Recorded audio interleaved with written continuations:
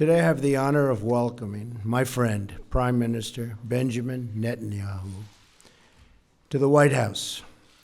With this visit, the United States again reaffirms our unbreakable bond with our cherished ally, Israel. The partnership between our two countries, built on our shared values, has advanced the cause of human freedom, dignity, and peace. These are the building blocks of democracy.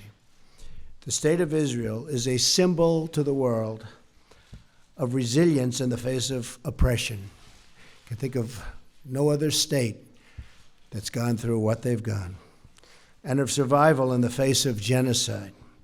We will never forget what the Jewish people have endured. Your perseverance in the face of hostility, your open democracy in the face of violence, and your success in the face of tall odds is truly inspirational. The security challenges faced by Israel are enormous, including the threat of Iran's nuclear ambitions, which I've talked a lot about.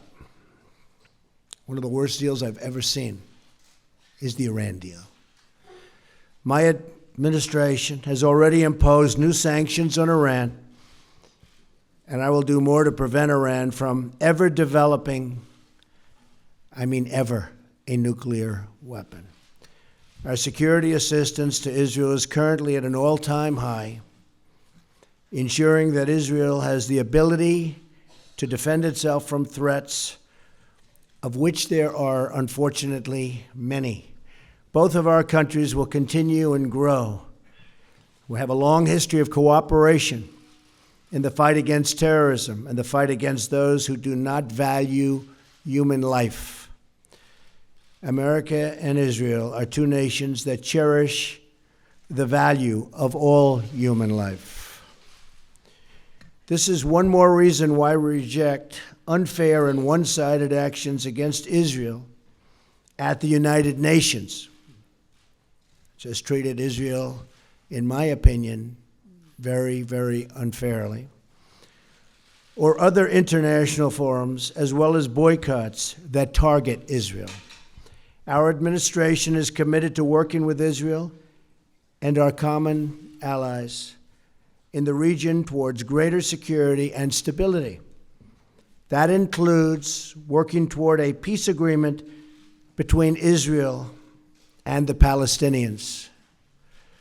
The United States will encourage a peace and really a great peace deal. We'll be working on it very, very diligently. Very important to me also, something we want to do. But it is the parties themselves who must directly negotiate such an agreement. We'll be beside them. We'll be working with them. As with any successful negotiation, both sides will have to make compromises. You know that, right? Both sides. I want the Israeli people to know that the United States stands with Israel in the struggle against terrorism. As you know, Mr. Prime Minister, our two nations will always condemn terrorist acts. Peace requires nations to uphold the dignity of human life and to be a voice for all of those who are endangered and forgotten. Those are the ideals to which we all and will always aspire and commit.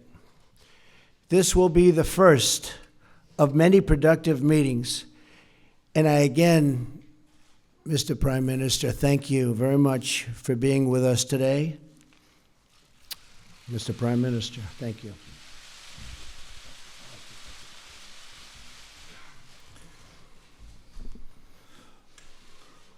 President Trump, thank you for the truly warm hospitality you and Melania have shown me, my wife Sarah, our entire delegation.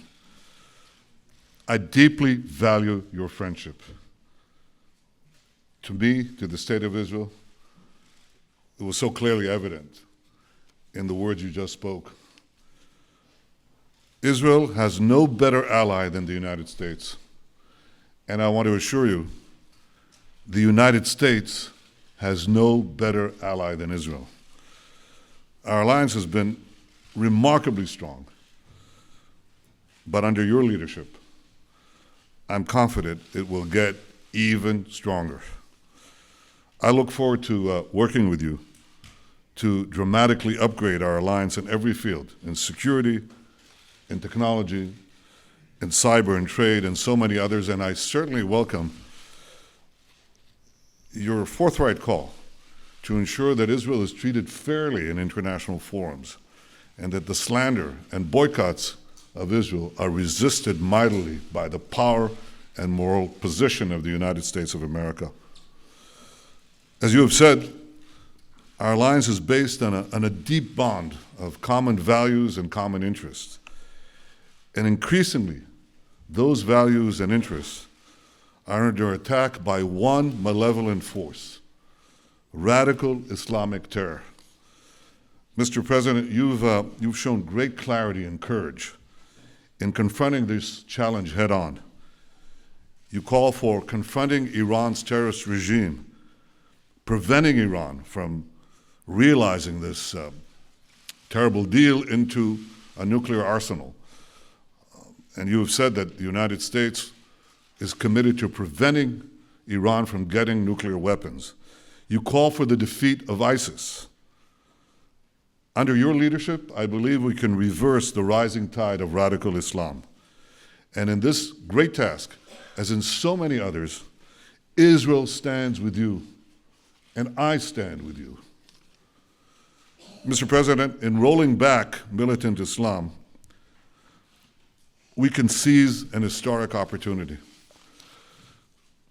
Because for the first time in my lifetime, and for the first time in the life of my country, Arab countries in the region do not see Israel as an enemy, but increasingly as an ally. And I believe that under your leadership, this change in our region creates an unprecedented opportunity to strengthen security and advance peace. Let us seize this moment together. Let us bolster security. Let us seek new avenues of peace. And let us bring the remarkable alliance between Israel and the United States to even greater heights. Thank you, Mr. President. Thank you. Again, thank you.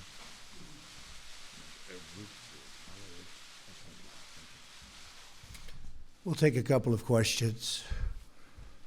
David Brody, that's Christian Broadcasting. David? Thank you, Mr. President, Mr. Prime Minister. Both of you have criticized the Iran nuclear deal and at times even called for its repeal. I'm wondering if you're concerned at all as it relates to not just the National Security Advisor, Michael Flynn, who is recently no longer here, but also some of those events that have been going on with communication in Russia, if that is going to hamper this deal at all and whether or not it would keep Iran from becoming a nuclear state. And secondly, on the settlement issue, are you both on the same page? How do you exactly term that as it relates to the settlement issue? Thank you. Michael Flynn, General Flynn, is a wonderful man. I think he's been treated very, very unfairly by the media, as I call it, the fake media in many cases. And I think it's really a sad thing that he was treated so badly. I think in addition to that, from intelligence, papers are being leaked, things are being leaked. It's criminal action, criminal act. And it's been going on for a long time, before me, but now it's really going on. And people are trying to cover up for a terrible loss that the Democrats had under Hillary Clinton. I think it's very, very unfair what's happened to General Flynn, the way he was treated, and the documents and papers that were illegally, I stress that, illegally leaked. Very, very unfair. As far as settlements, I'd like to see you hold back on settlements for a little bit. We'll work something out, but I would like to see a deal be made. I think a deal will be made. I know that every president would like to. Most of them have not started till late because they never thought it was possible. And it wasn't possible because they didn't do it. But Bibi and I have known each other a long time. A smart man, great negotiator, and I think we're going to make a deal. It might be a bigger and better deal than people in this room even understand. That's a possibility. So let's see what we do. Let's try it. Doesn't sound too optimistic, but that's he's a good negotiator. That's the art of the deal. I also want to thank. I also want to thank Sarah. Could you please stand up? You're so lovely, and you've been so nice to Melania. I appreciate it very much.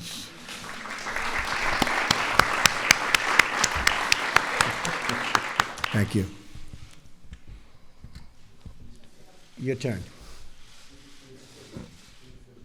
Was it Udi Segal? Yeah, please, go ahead. Thank you very much. Mr. President, in your vision for the new Middle East peace, are you ready to give up of the notion of two-state solution that was adopted by previous administration? And will you be willing to hear different ideas from the prime ministers, as some of his partners are asking him to do, for example, annexation of parts of the West Bank and unrestricted settlement constructions?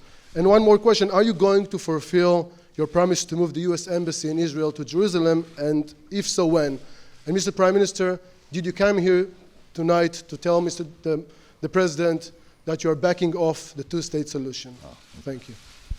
So I'm looking at two-state and one-state, and I like the one that both parties like. I'm very happy with the one that both parties like. I can live with either one. I thought for a while the two-state looked like it may be the easier of the two. But honestly, if Bibi and if the Palestinians, if Israel and the Palestinians are happy, I'm happy with the one they like the best. As far as the embassy moving to Jerusalem, I'd love to see that happen. We're looking at it very, very strongly. We're looking at it with great care, believe me. And we'll see what happens. Okay? Thank you. I read yesterday that an American official said that if you ask 5 people what 2 states would look like, you'd get 8 different answers. Well, Mr. President, if you asked 5 Israelis, you'd get 12 different answers. But rather than deal with labels, I want to deal with substance. It's something I've hoped to do for years in a world that's absolutely fixated on labels and not on substance. So here's the substance. There are 2 prerequisites for peace that I laid out several years ago, and they haven't changed. First, the Palestinians must recognize the Jewish state. They have to stop calling for Israel's destruction. They have to stop educating their people for Israel's destruction.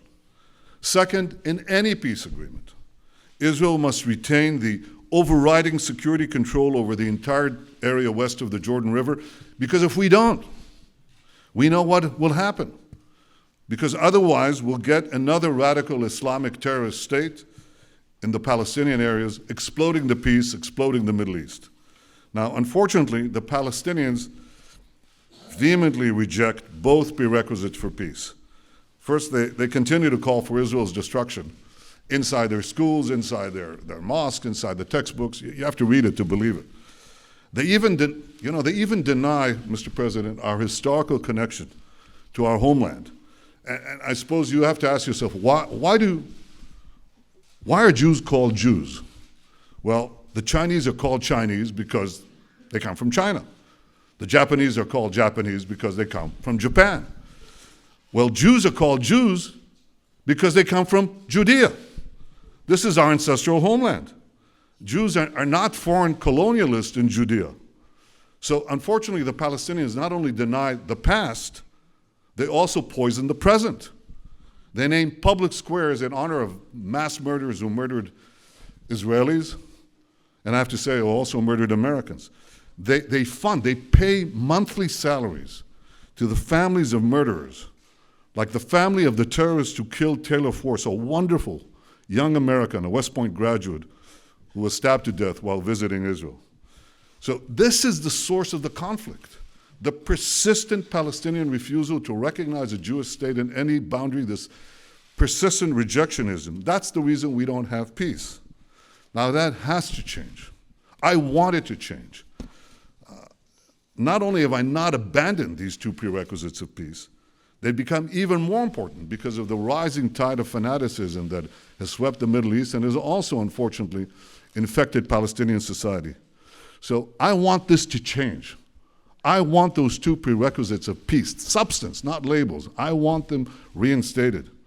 But if anyone believes that I, as Prime Minister of Israel, responsible for the security of my country, would blindly walk into a Palestinian terrorist state that seeks the destruction of my country, they're gravely mistaken. The two prerequisites of peace, recognition of the Jewish state, and Israel's security needs west of the Jordan, they remain pertinent. We have to look for new ways, new ideas on how to reinstate them and how to move peace forward. And I believe that the great opportunity for peace comes from a regional approach, from involving our newfound Arab partners in the pursuit of a broader peace and peace with the Palestinians. And I greatly look forward to discussing this in detail with you, Mr. President, because I think that if we work together, we have a shot. And we have been discussing that, and it is something that is very different, hasn't been discussed before, and it's actually a much bigger deal, a much more important deal in a sense. It would take in many, many countries, and it would cover a very large territory. So I didn't know you were going to be mentioning that, but that's now that you did, I think it's a terrific thing. And I think we have some pretty good cooperation from people that in the past would never, ever have even thought about doing this. So we'll see how that works out. Okay. Katie from Town Hall. Where's Katie? Right there. Katie? Thank you, Mr. President. You said in your earlier remarks that both sides will have to make compromises when it comes to a peace deal. You mentioned a halt on settlements. Can you lay out a few more specific compromises that you have in mind, both for the Israelis and for the Palestinians? And Mr. Prime Minister, what expectations do you have from the new administration about how to either amend the Iran nuclear agreement or how to dismantle it altogether, and how to overall work with the new administration to combat Iran's increased aggression, not only in the last couple of months, but the past couple of years as well? It's actually an interesting question. I think that the Israelis are going to have to show some flexibility, which is hard. It's hard to do. They're going to have to show the fact that they really want to make a deal. I think our new concept that we've been discussing actually for a while is something that allows them to show more flexibility than they have in the past, because you have a lot bigger canvas to play with. And I think they'll do that. I think they very much would like to make a deal, or I wouldn't be happy and I wouldn't be here and I wouldn't be as optimistic as I am. I really think I can tell you from the standpoint of Bibi and from the standpoint of Israel, I really believe they want to make a deal and they'd like to see the big deal. I think the Palestinians have to get rid of some of that hate that they're taught from a very young age. They're taught tremendous hate. I've seen what they're taught. And you can talk about flexibility there too, but it starts at a very young age, and it starts in the schoolroom. And they have to acknowledge Israel. They're going to have to do that. There's no way a deal can be made if they're not ready to acknowledge a very, very great and important country. And I think they're going to be willing to do that also. But now I also believe we're going to have, Katie, other players at a very high level, and I think it might make it easier on both the Palestinians and Israel to get something done. Okay? Thank you. Very interesting question. Thank you. You asked about Iran. One thing is preventing Iran from getting nuclear weapons, something that President Trump and I think are deeply committed to do, and we are obviously going to discuss that. I think beyond that, President Trump has led a very important effort in the past few weeks, just coming into the presidency. He pointed out there are violations, Iranian violations on ballistic missile tests. By the way, these ballistic missiles are inscribed in Hebrew. Israel must be destroyed. The Iranian Foreign Minister Zarif said, well, our ballistic missiles are not intended against any country. No. They write on the missile in Hebrew, Israel must be destroyed. So challenging Iran on its violations of ballistic missiles, imposing sanctions on Hezbollah, preventing them, making them pay for the terrorism that they foment throughout the Middle East and beyond, well beyond. I think that's a change that is clearly evident since President Trump took office. I welcome that. I think it's, let me say this very openly, I think it's long overdue. And I think that if we work together, and not just the United States and Israel, but so many others in the region who see eye to eye on the great magnitude and danger of the Iranian threat, then I think we can roll back Iran's aggression and danger. And that's something that is important for Israel, the Arab states, but I think it's vitally important for America. These guys are developing ICBMs. They want to get to a nuclear arsenal, not a bomb, 100 bombs. And they want to have the ability to launch them everywhere on Earth, and including, and especially, eventually, the United States. So this is something that is important for all of us. I welcome the change, and I intend to work with President Trump very closely so that we can thwart this danger. Great. You have somebody? Boav? Mr. President, since your election campaign and even after your victory, we've seen a sharp rise in anti-Semitic incident across the United States.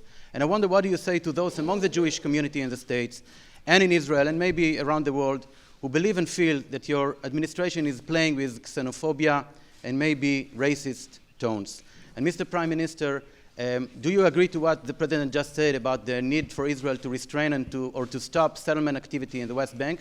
And a quick follow-up on my friend's questions. Simple question. Do you back off from your vision to the end of the conflict of two-state solution as you lay out in Bar Ilan speech, or you still support it? Thank you. Well, I just want to say that we are, very honored by the victory that we had, 306 electoral college votes. We were not supposed to crack 220. You know that, right? There was no way to 221, but then they said there's no way to 270. And there's tremendous enthusiasm out there. I will say that we are going to have peace in this country. We are going to stop crime in this country. We are going to do everything within our power to stop long simmering racism and every other thing that's going on, because a lot of bad things have been taking place over a long period of time. I think one of the reasons I won the election is we have a very, very divided nation, very divided. And hopefully I'll be able to do something about that. And it was something that was very important to me. As far as people, Jewish people, so many friends, a daughter who happens to be here right now, a son-in-law, and 3 beautiful grandchildren. I think that you're going to see a lot different United States of America over the next 3, 4, or 8 years. I think a lot of good things are happening, and you're going to see a lot of love. You're going to see a lot of love. Okay? Thank you. I believe that the issue of the settlements is not the core of the conflict, nor does it really drive the conflict. I think it's an issue. It has to be resolved in the context of peace negotiations. And I think we also are going to speak about it, President Trump and I, so we can arrive at an understanding, so we don't keep on bumping into each other all the time on this issue, and we're going to discuss this.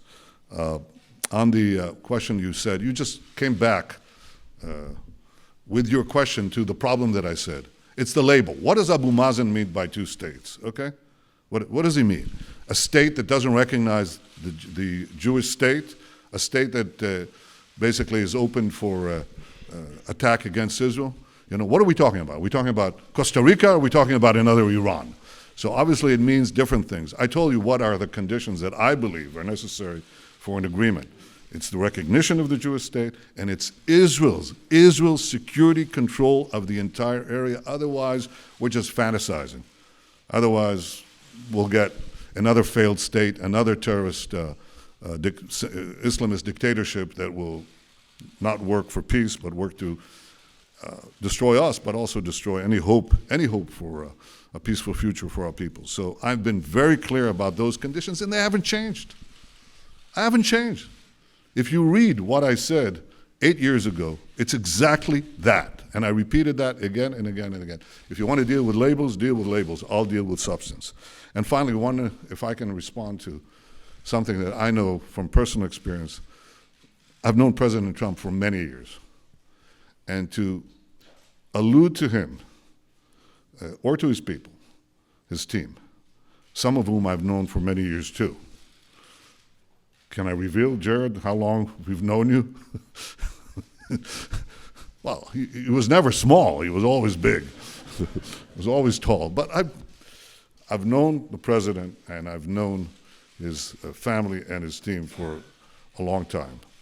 And there is no greater supporter of the Jewish people and the Jewish state than President Donald Trump. I think we should put that to rest. Thank you very much. Very nice. I appreciate that very much.